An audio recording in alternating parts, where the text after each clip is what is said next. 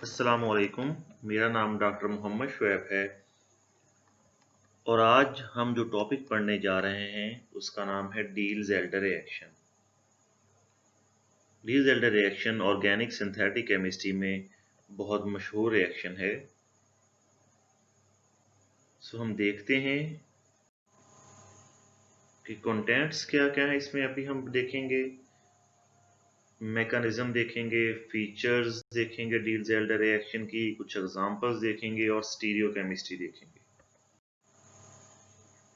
डील-ज़ेल्डर reaction German chemist Otto Diels and Kurt Alder के name पे इसे डील्स-एल्डर रिएक्शन कहा गया है। ये एक एडिशन रिएक्शन है 1,3-डाइईन का और इसमें दूसरा कंपोनेंट है अल्कीन जिसे हम डाइनोफाइल कहेंगे और एक 6 मेंबर्ड रिंग जो है वो प्रोडक्ट में बन जाएगा।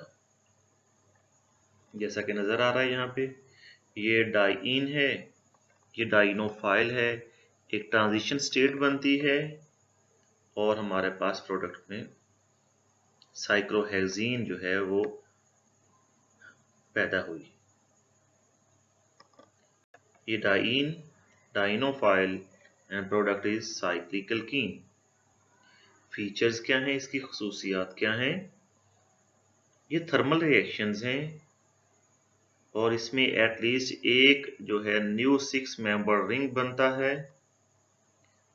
3 पाई बॉन्ड जो हैं यहाँ पे नजर आ रहे हैं ये ब्रेक होते हैं और 2 जो हैं वो सिग्मा बॉन्ड बनते हैं नए। उसके अलावा ये रिएक्शन कंसर्टेड है। कंसर्टेड रिएक्शन ऐसे रिएक्शंस होते हैं जिनमें बॉन्ड्स का ब्रेक होना और नए बॉन्ड्स का बनना, ये सारा प्रोसेस, सारा अमल एक ही स्टेप में, सिंगल स्टेप में हो जाता है। Those are called as concerted reaction.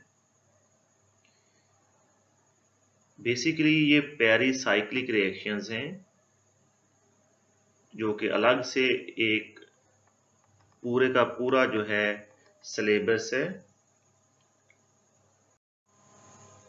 ये कुछ एग्जांपल्स हैं। ये डाइईन है 1,3-ब्यूटाडाइन, इसका अक्राइल एल्डिहाइड डाइनोफाइल के साथ इसका थर्मल रिएक्शन है और हमारे पास साइक्लोहेक्सीन कार्बोल्डिहाइड बनता है। यहाँ पे सब्स्टिट्यूटेड डाइईन है और हमारे पास यहाँ पे सक्सिनिक एनहाइड्राइड के साथ हमारे पास बाईसाइक्लिक प्रोडक्ट बन जाता है और ये साइक्लोहेक्सीन रिंग जो है वो डील-ज़ेल्डर रिएक्शन के नतीजे में बना है। यहाँ पे एक और एग्जांपल है, उसमें भी हमारे पास ये प्रोडक्ट बन जाता है। तो स्टार्ट करते हैं डिटेल इसकी कि डाइईन क्या है और डाइनोफाइल क्या है। डाइईन जैसा कि नेम से शो होता है, डाई 2 ईन डबल बॉन्ड्स। डाइईन ऐसा कंपोनेंट जिसमें 2 डबल बॉन्ड कॉन्जुगेशन में हो, यानी कि वो सिंगल बॉन्ड से सेपरेट हुए हो। डील-ज़ेल्डर रिएक्शन में डाइईन जो है वो इलेक्ट्रॉन रिच होना चाहिए। सबसे सिंपलेस्ट डाइईन जो है वो 1,3-ब्यूटाडाइन है जो नीचे नजर आ रहा है। ये सफिशिएंट है डील-ज़ेल्डर रिएक्शन के लिए। इलेक्ट्रॉन रिच और कैसे हो सकता है? ये इलेक्ट्रॉन रिच तब होगा जब इसके साथ फर्दर इलेक्ट्रॉन डोनेटिंग ग्रुप्स लगे होंगे, वो इसको और इलेक्ट्रॉन रिच कर देंगे, इसकी रिएक्टिविटी जो है वो ज्यादा हो जाएगी। यूजली ये ओपन चेन होते हैं और इनकी एस-सिस कन्फर्मेशन होनी चाहिए। यहाँ पे देखें, डाइईन की कन्फर्मेशन जो है हम एस-सिस और एस-ट्रांस लेते हैं। यहाँ पे कोई भी डबल बॉन्ड सिस या ट्रांस नहीं है। ये डबल बॉन्ड से इसकी कंफ्यूजन नहीं होनी चाहिए। ये सिंगल बॉन्ड है। सिंगल बॉन्ड चूंकि फ्री रोटेट कर सकता है और इस तरह से, और इनके दरमियान जो है एनर्जी डिफरेंस भी बहुत कम है। तो यहाँ पे ये एस सिस है, ब्लू कलर में जो राइट साइड पे नजर आ रही है, और ये एस ट्रांस है।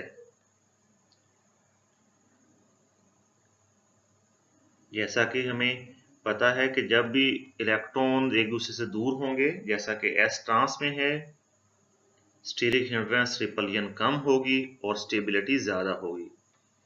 एस ट्रांस जो है ये वाली ज्यादा स्टेबल है, लेकिन चूंकि एनर्जी डिफरेंस कम है तो ये इजीली एस सिस में कन्वर्ट हो जाती है और रिएक्शन जो है वो एस सिस का ही होगा। यानी कि ये स्टेबिलिटी के लिहाज से डिसफेवर्ड है, बट डील-ज़ेल्डर रिएक्शन यही दे सकती है। और क्या हो सकते हैं? इसके अलावा साइक्लिक डाइन भी हो सकती हैं। आगे हम देखते हैं साइक्लिक डाइन जो परमानेंटली एसिड फॉर्म में हो, वो बहुत अच्छे जो हैं डाइन के तौर पे बिहेव कर सकती हैं, और ऐसी साइक्लिक डाइन जो परमानेंटली एस ट्रांस हो, जैसा कि ये नजर आ रहा है, यहाँ पे सिंगल बॉन्ड के अराउंड फ्री रोटेशन पॉसिबल नहीं है, तो ये डील-ज़ेल्डर रिएक्शन नहीं देंगी, क्योंकि जो डाइनोफाइल है वो दो अपोजिट साइड पे एक ही वक्त में डाइन के दो अपोजिट एंड्स पे वो नहीं पहुंच सकता, इसलिए ट्रांस में ये पॉसिबिलिटी नहीं है, जबकि सीज में ये पॉसिबिलिटी है। हम ये फर्दर आगे अभी मैकेनिज्म में देखते हैं। ये फर्स्ट कार्बन है, ये सेकंड है, ये थर्ड और ये फोर्थ कार्बन है। सेकंड और थर्ड कार्बन पे बल्की ग्रुप्स होंगे इस फॉर्म में, तो वो एक दूसरे को रिपेल करेंगे, इसको अनस्टेबल कर देंगे। अनस्टेबल कर देंगे तो रिएक्टिव ज्यादा हो जाएगी और रेट ऑफ रिएक्शन ज्यादा हो जाएगा। जबकि C1 ये वाली और C4 टर्मिनल जो दोनों कार्बन हैं, उन पे बल्की ग्रुप्स होंगे तो रेट ऑफ रिएक्शन कम हो जाएगा। क्यों?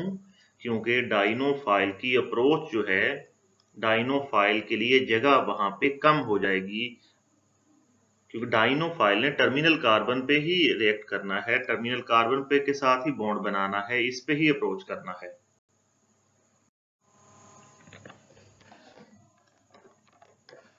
समटाइम कुछ डाइन बहुत ज्यादा अनस्टेबल होती हैं।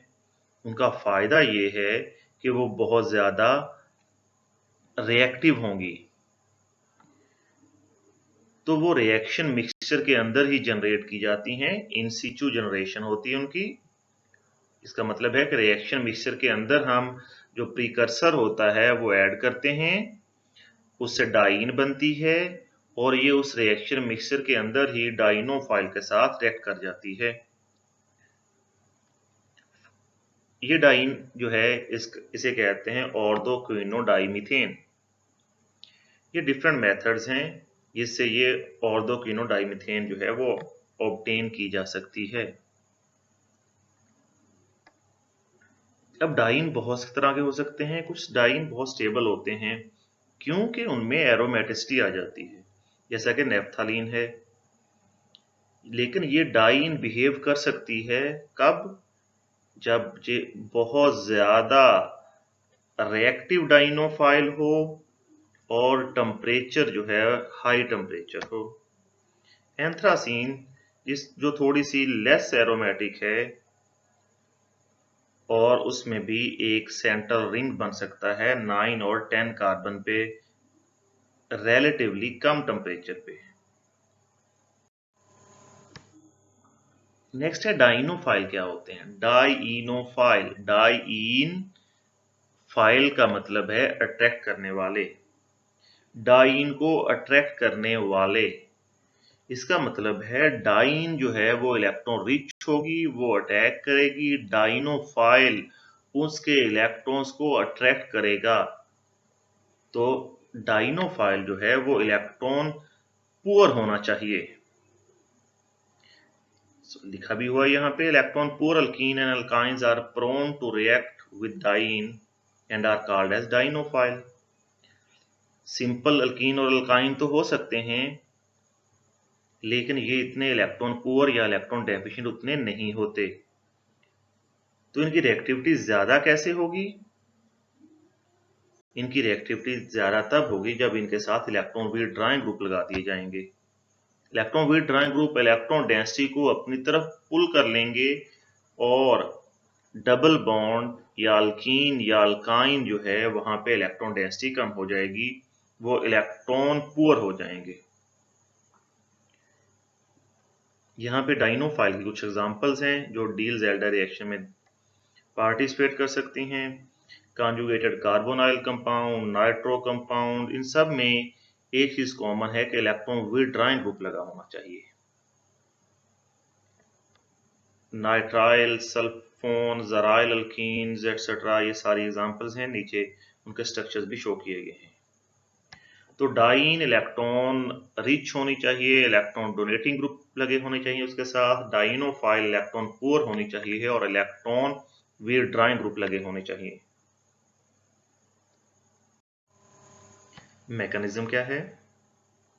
जैसा कि हम सिंपल रिएक्शंस में देखते हैं, हम कहते हैं ये डबल बॉन्ड ने इस पे अटैक किया, ये डाइन है, ये डाइनोफाइल है, ये बॉन्ड आगे शिफ्ट हुआ इस कार्बन पे और ये बॉन्ड जो है नेक्स्ट यहाँ पे शिफ्ट हो गया। ये एक साइक्लिक ट्रांजिशन स्टेट बनती है। ट्रांजिशन स्टेट जो है उसमें सारे बॉन्ड्स हम शो करते हैं जो बन रहे हैं और जो ब्रेक हो रहे हैं। 6 इलेक्ट्रॉन्स जो हैं 3 पाई बॉन्ड्स के इस साइक्लिक ट्रांजिशन स्टेट में पार्टिसिपेट कर रहे हैं और हमारे पास ये प्रोडक्ट बनता है।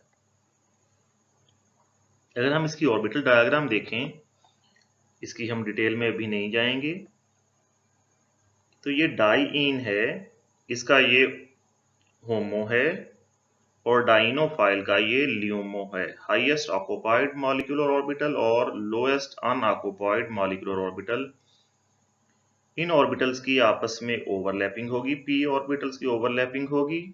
पी ऑर्बिटल्स की ओवरलैपिंग से सिग्मा बॉन्ड बनता है, लीनियर ओवरलैपिंग है यहाँ पे, और ये जो दो पी ऑर्बिटल्स यहाँ पे रह जाएंगे, यहाँ पे एक पाई बॉन्ड बन जाएगा। स्टीरियोकेमिस्ट्री का पहला पार्ट हम यहाँ पे देखते हैं।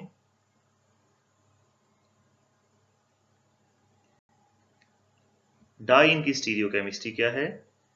डाइईन में ऐसे ग्रुप जो कि एस सिज कन्फर्मेशन को हिंडर करें, एस सिज कन्फर्मेशन ना बनने दें। जब एस सिज कन्फर्मेशन कम बनेंगी या नहीं बनेंगी तो डेफिनेट बात है रिएक्शन भी स्लो होगा, रिएक्शन उतना फास्ट नहीं होगा। हम बेसिक डाइन जो है वो ब्यूटाडाइन को ही कंसीडर करते हैं और बाकी जो है वो सारी उस पर सब्स्टिट्यूशन कंसीडर की जाएंगी, क्योंकि सिंपलेस्ट डाइन जो है वो 1,3-ब्यूटाडाइन ही है। दूसरी बात, डील-ज़ेल्डर रिएक्शन जो है सिन एडिशन होती है डाइन और डाइनोफाइल के निस्बत से, यानी कि इसका मतलब क्या है कि स्टीरियोकेमिस्ट्री डाइन और डाइनोफाइल की वो प्रिजर्व रहती है। जो रिएक्टेंट में डाइन की स्टीरियोकेमिस्ट्री होगी या डाइनोफाइल की स्टीरियोकेमिस्ट्री होगी वो प्रोडक्ट में भी सेम ही रहेगी। ये ब्यूटाडाइन के डेरिवेटिव्स हैं, ये सिमिलर बिहेव करेंगे ब्यूटाडाइन से। ये हमने पहले भी देखा, ये फास्टर बिहेव रिएक्ट करेंगे। क्यों? क्योंकि ये दोनों मिथाइल एक दूसरे को रिपेल करेंगे, इसे अनस्टेबल कर देंगे। अनस्टेबल करने से एनर्जी ज़्यादा हो जाएगी, रिएक्टिविटी ज़्यादा हो जाएगी। और ये हमने देखा था कि साइक्लिक स्ट्रक्चर जो परमानेंटली एसिड फॉर्म में हो उनकी रिएक्टिविटी और भी ज़्यादा होती है। तो ये परमानेंटली ही एसिड फॉर्म में होंगे। ये सेंटर वाला जो डबल बॉन्ड, दोनों डबल बॉन्ड्स के सेंटर में जो सिंगल बॉन्ड है, यहाँ पे फ्री रोटेशन पॉसिबल नहीं है। साइक्लिक स्ट्रक्चर में फ्री रोटेशन पॉसिबल नहीं होता। तो हम देखते हैं स्टीरियोकेमिस्ट्री ऑफ द अडक्ट के प्रोडक्ट की stereochemistry due to the stereochemistry of dienophile. Diels Alder reaction stereo specific है। स्टीरियो स्पेसिफिक नेम से शो होता है। स्टीरियोकेमिस्ट्री जो उसकी है, स्पेसिफिक मतलब एक स्पेसिफिक, एक खास प्रोडक्ट बनेगा। मतलब सब्स्टिट्यूएंट्स जो हैं डाइनोफाइल में जो सिज हैं वो प्रोडक्ट में सिज रहेंगे, और जो डाइनोफाइल में सब्स्टिट्यूएंट्स ट्रांस हैं वो प्रोडक्ट्स में भी ट्रांस रहेंगे। ये डाइनोफाइल में ये एस्टर ग्रुप्स दोनों जो हैं ये ट्रांस हैं, और प्रोडक्ट में भी ये दोनों ट्रांस ही हैं। यहाँ पे देखेंगे सक्सिनिक एनहाइड्राइड में दोनों हाइड्रोजन सिज हैं, और प्रोडक्ट में भी ये दोनों सिज ही हैं।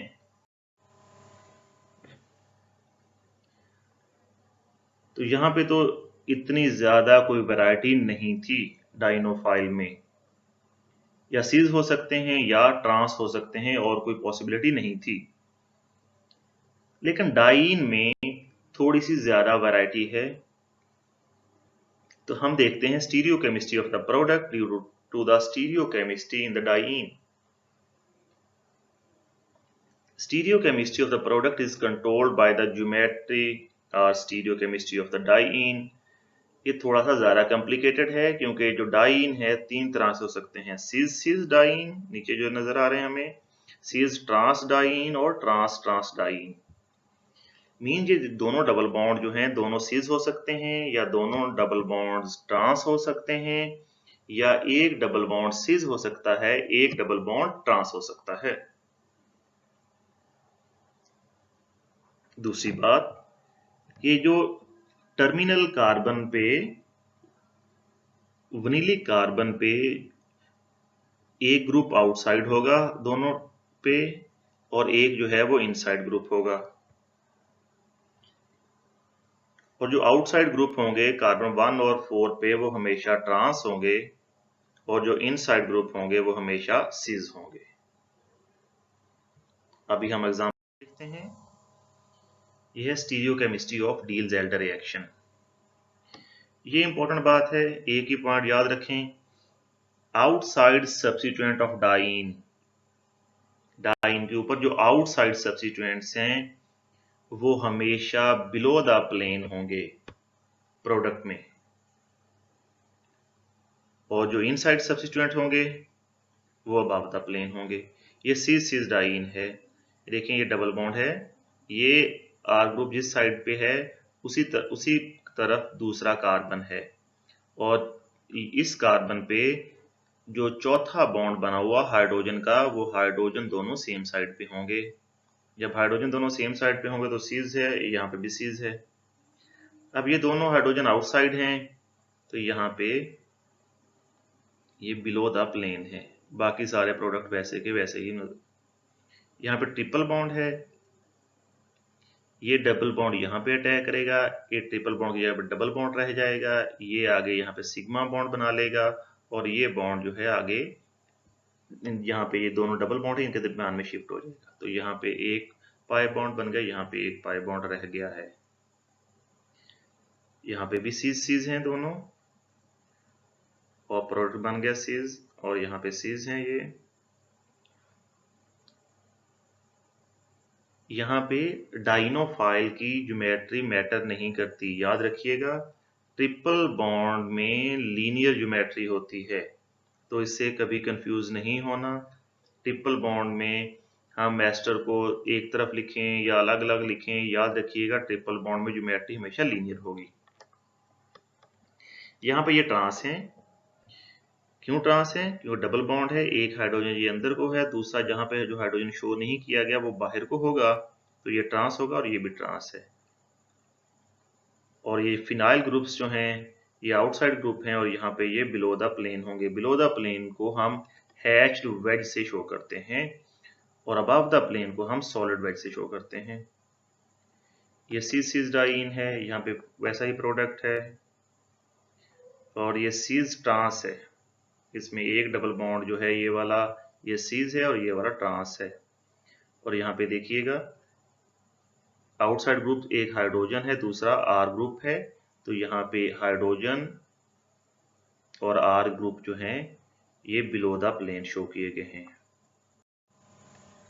तो ये तो था हमारा बेसिक इंट्रोडक्शन, मैकेनिज्म और पहला पार्ट स्टीरियोकेमिस्ट्री का। नेक्स्ट पार्ट में हम देखेंगे एक्सो और एंडोस्टीरियोकेमिस्ट्री, ओरिएंटेशन इफेक्ट, इंट्रामॉलिक्यूलर डील-ज़ेल्डर रिएक्शन और कुछ और एग्जांपल्स देखेंगे सिंथेटिक एप्लीकेशंस में। इसके अलावा कुछ वेरिएशंस जो हैं डील-ज़ेल्डर रिएक्शन में वो भी हम देखेंगे। एंड यही था हमारा आज का टॉपिक, डील-ज़ेल्डर रिएक्शन। अल्लाह हाफिज़।